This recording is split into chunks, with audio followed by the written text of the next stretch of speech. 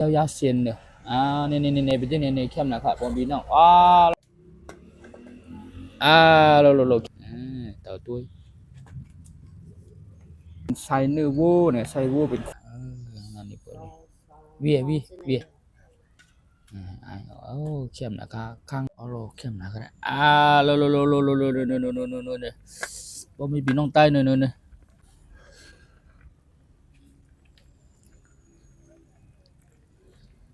อ่าเนี่ยเข้มนะครับ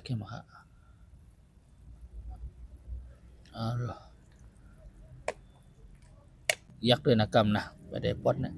ปอดในกำว่ายักษ์ได้ปอดในกำนี่ใช่โอเคเนี่ยพ่อมีฟักกี้กับเข้มนะครับได้ไว้